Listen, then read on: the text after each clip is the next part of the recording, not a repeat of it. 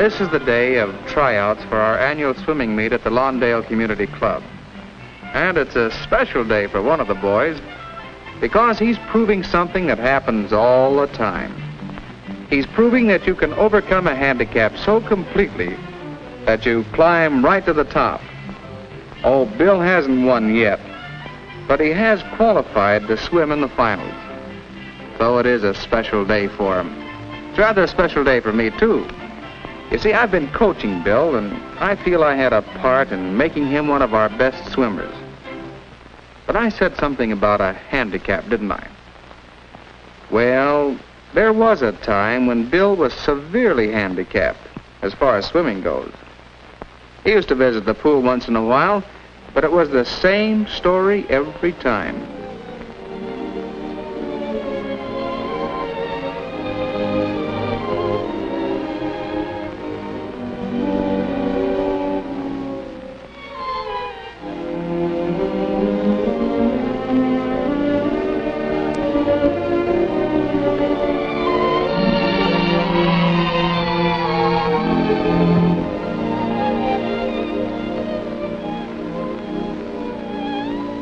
He really wanted to learn to swim. But one thing was certain. He'd never learn that way. Yes, Bill had a handicap. That handicap was fear.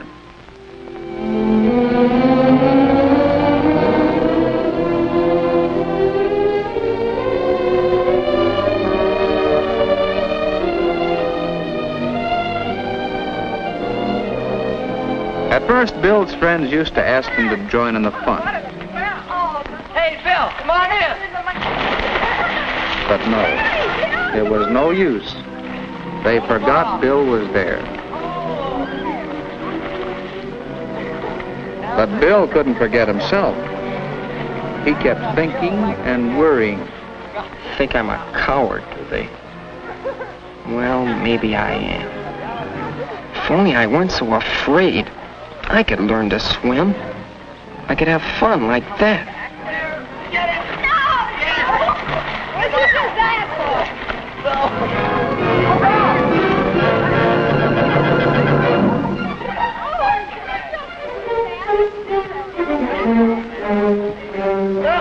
Jim, Ed, help her! Help!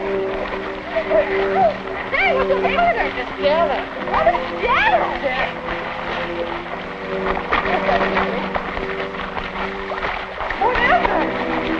She fell.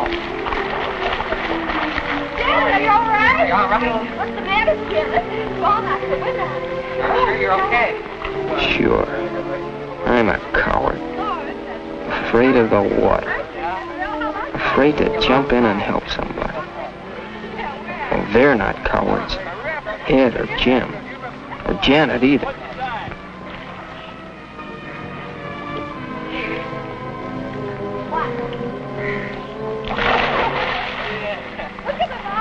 They say if you fall off a horse, you should get right back on as soon as you can, so you won't be afraid of horses. I guess she's not going to let this thing worry her. Well, I'll never get over being afraid in the water, no matter how often I get in the pool. What's the use?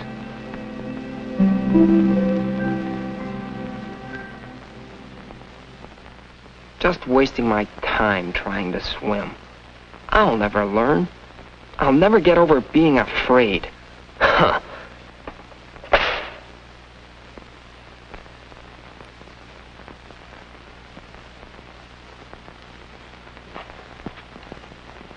Giving up? Yeah, giving up, that's right. You're Bill Brent, aren't you? My name's Barker. I'm the swimming instructor around here. I've noticed you out there. You really want to swim, don't you? Oh, it's no use, Mr. Barker. I'm afraid. I'm a coward. You're the first coward I've ever known that had courage enough to admit it. Huh? Look, I'll agree you're afraid of the water. But does that make you a coward? Most people are afraid of something. Most folks are afraid of wild animals. A lot of people are afraid of speeding cars. I am. I always get out of the way when I see one coming toward me. I guess that makes me a coward, too. That's different. That makes sense. But being afraid of water, it's silly. It's easy to say a fear is silly, but that doesn't necessarily help. You know, you're letting yourself get in the habit of being afraid. In the habit? Yes. Hey, maybe you know my kid's sister. She used to be afraid of dogs. She's getting over it now, but once it was quite serious. We don't really know how that fear started, but it might well have happened this way. When my sister was very small, the people next door had a large dog. He was a rough, noisy dog, too. Kept fenced in the yard all the time. Perhaps sometime in her play, Sis came up quite close to the fence. When the dog came running toward her, she was naturally startled. And, well, if that happened several times, you can see how she might have gotten the habit of being afraid of dogs. And that habit stayed with her long after she forgot all about the first dog that frightened her. You said she was getting over it now. How did she do that? How did she? Well, she knew it was an unreasonable fear, and she wanted to overcome it. So she and I worked together. We figured she should know dogs. We felt she should make friends with dogs. It wasn't easy for her. We took it very slow. My knowing that a dog wouldn't hurt her wasn't enough. She had to know. She had to have experience in handling dogs, caring for them. There was a cute little puppy. How could she be afraid of him? How could she help loving the little fellow? Who wouldn't come closer to a big dog for a chance to play with a puppy a little longer? Who could remain afraid of the pup's mother very long? Certainly not my sister. It takes experience, knowledge, determination, and insight to overcome fears that are not rational. But it can be done. Maybe some people can do it, but I'm too much of a coward. If you keep calling yourself a coward, you're apt to start acting like one. Say, didn't I see your picture in the paper the other day? Something about a bicycle ordinance, wasn't it? Yes, I just happen to have a copy right here. One copy. Oh, yes, here we are.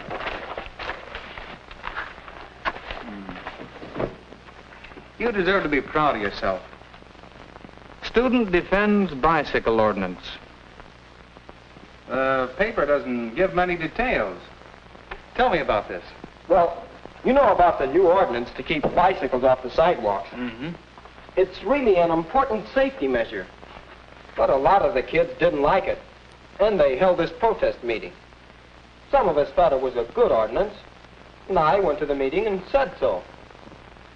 It seems to me, in the interest of safety, we ought to accept this rule. The least we can do is give it a fair trial. Pipe down. Do you have a bicycle? Yes, I have a bike.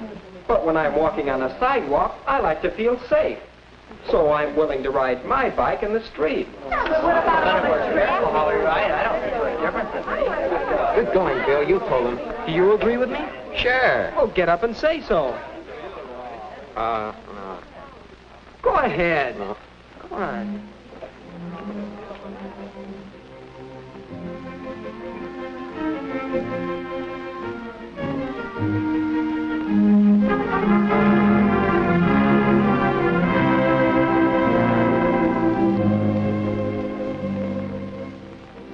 I tried to get Ed to speak up, but he wouldn't.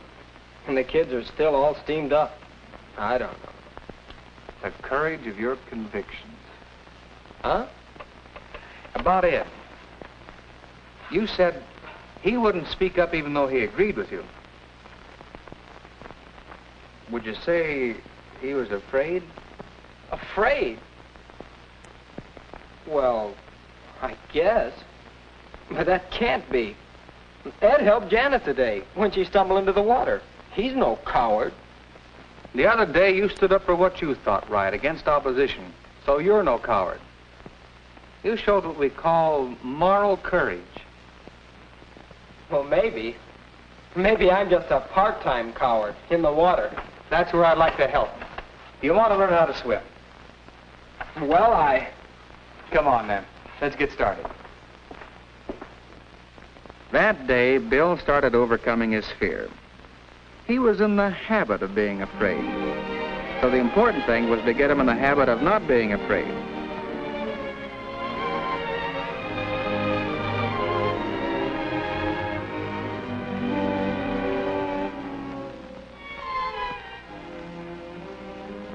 Bill learned gradually, over a period of several weeks, some of the skills he would need for swimming. As he became more skillful in the water, he also became more confident.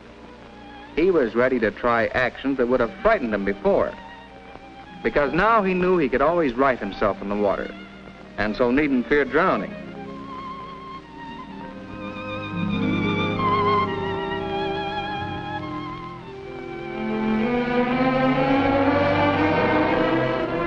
Then, as he learned more, Bill gradually eased into deeper water. If he could swim across the shallow end of the pool, he could swim across the deep end.